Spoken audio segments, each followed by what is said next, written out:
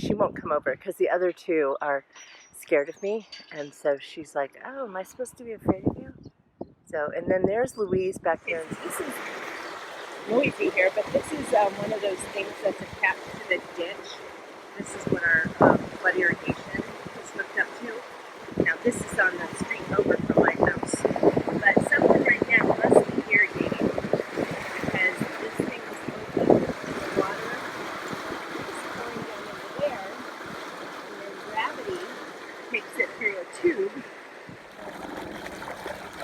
And here is the property that's irrigating, so just as expected. Their irrigation looks different from ours though. They have those paths, troughs kind of thing. So I've been thinking about kind of goals for my summer. I always do that because I want to make the most of my summer. I don't want to let life pass me by and then get to August and go, why didn't I do anything over the summer?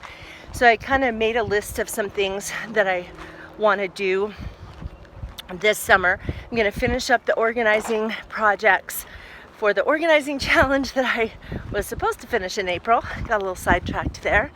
And then I just have, I can't remember. I made a list last night. I already don't remember what's on it.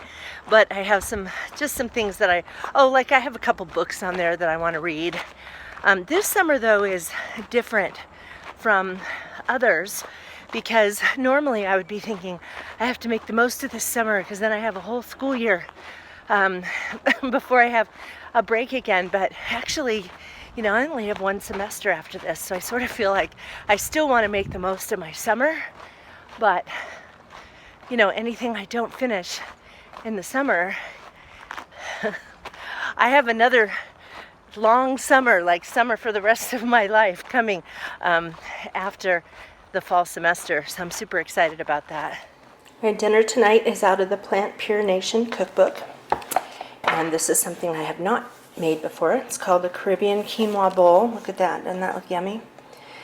Has quinoa, kale that's steamed, black beans, cumin, chili powder, salsa, pineapple, corn, avocado, and green onions. Hi guys. It's Saturday. How's this for a sun hat? This actually has two hats. Do you see this one under here? That's the normal one to wear, and it buttons on. You can see that. And then this I got just so that when I go out and do gardening stuff, that it like covers everything, and then you have to kind of pull this thing back, otherwise, you can't see, and that's a little pointless. Well, I guess if I'm looking down at my garden, I don't really need to see forward, but anyway, it's kind of a funny gigantic hat, but I was looking for something that would kind of cover my whole face, neck, all of that kind of stuff. So there I am, going out to do some yard work. So can I just tell you one thing I hate about hats, and that is hat head. I had my hair all tucked up under that thing, thinking I wouldn't give myself a rim around, well, whatever. I put it all up, and then you get all this frizz. I mean, I kind of knew it would do that anyway. So what I did is I added more soil to my potato buckets. If you saw that video, you get more potatoes if you continually add soil, and then the plant puts out potatoes at the various levels. So I did that. One of my pepper plants was like a red pepper. I don't know what happened. It was almost like a cutworm came and just snipped it right off. So I was growing it inside in the AeroGarden, and but it happened in the daytime. I had walls of water around them, and then just to protect them from the sun, and then I thought, okay, so it's time for me to remove those. And I go out there a little bit later in the day just to check on them to make sure they weren't fainting. The cayenne was fine, the jalapeno was fine, the ancho was fine, and the red pepper, I was like, what? The leaves are on the ground. I thought it had fainted, like wilted, and I was gonna put some water on it really quick and see if I could revive it. And it wasn't wilted, it just was cut off. So I have no idea what happened.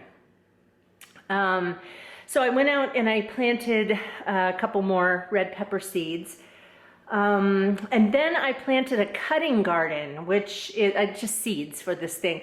And what I mean by a cutting garden is it's a flower garden where the intention is to cut the flowers off to make bouquets. So I just did it off in a corner of my yard that has just dirt and some rocks and everything, and I've been killing off the weeds over there for the last couple of months so that I could use it. It doesn't look like anything special. There's nothing wrapping around it. I just went out there and I took some garden soil and I dumped it out there and spread it around so that it's about this thick. And then I planted all different kinds of things that are in the kind of, if you picture the colors of a sunset. So there's this mix of sunflowers, and they're yellow and red and orange and brown, and I planted those, and some dianthus that's a brownish, this one plant called Bleeding Heart, let's see, zinnias, and oh gosh, what else? I can't remember. Amaranth? I don't remember. Anyway, I just had a bunch of little packets that I had been collecting, and so they're all the yellows, oranges, reds kind of things. So I thought that would be really nice this summer or later into the fall, that we could just go out there every few days and just, you know, pick. Oh, I did this pampas grass?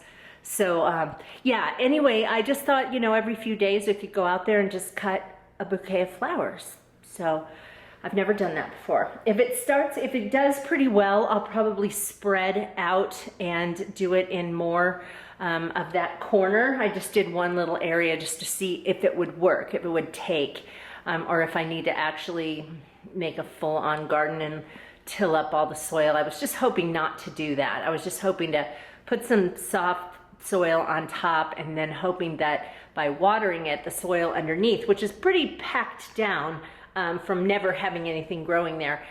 So I just figured that, you know, if I'm watering and watering, that it will loosen up that soil. So we'll see. And then I went around with diatomaceous earth and sprinkled like 1,000 anthills. Not really, but probably 20 or so. There were a bunch out in the front, along the front edge of our property on the other side of our fence. And then there were 3 or 4 that were right over here, kind of between the garage and the garden.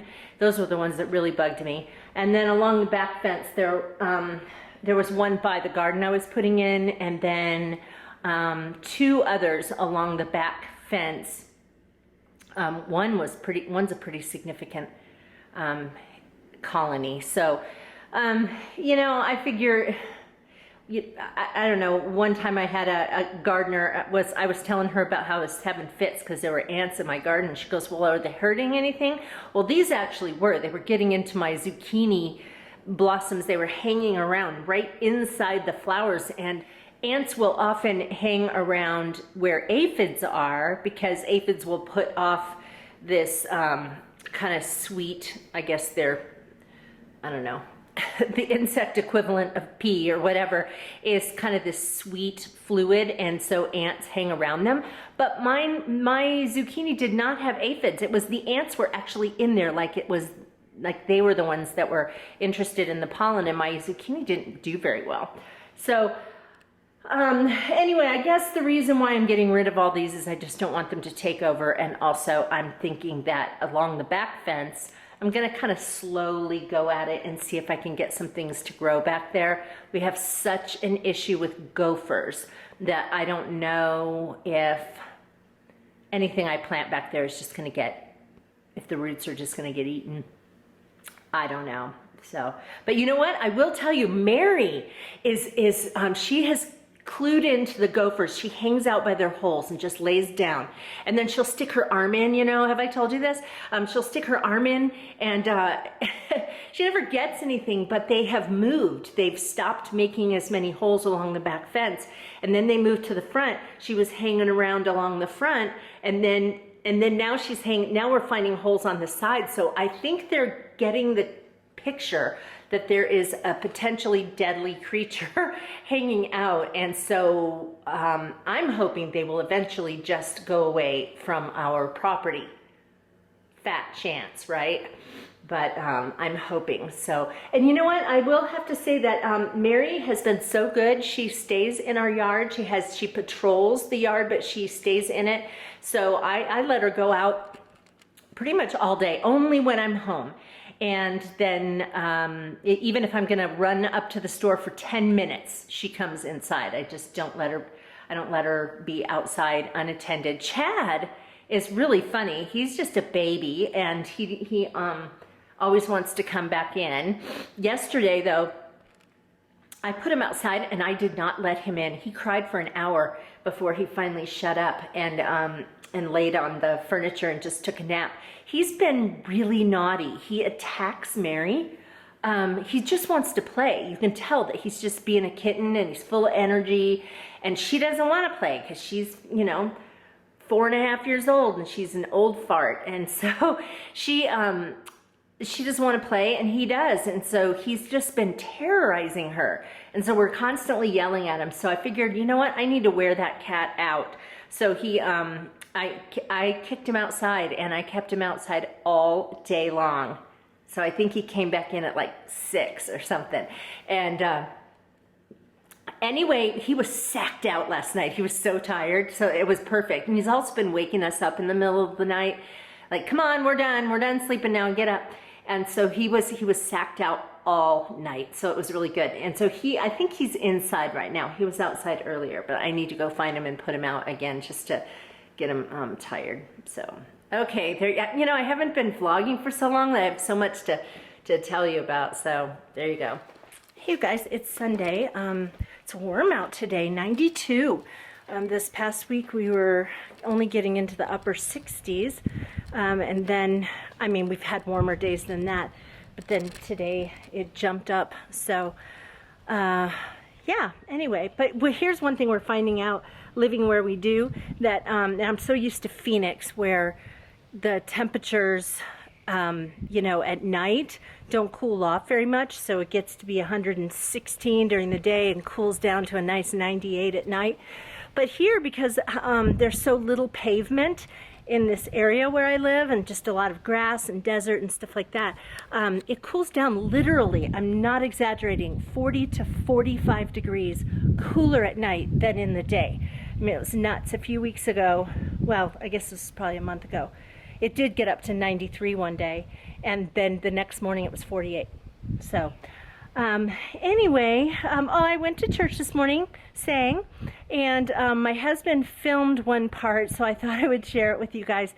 There's just a song, some of you may know it. It's called What a Beautiful Name It Is, and I was singing lead on it. So rather than the lame little clips that I show you sometimes from rehearsal, this was from the real deal. So here you go.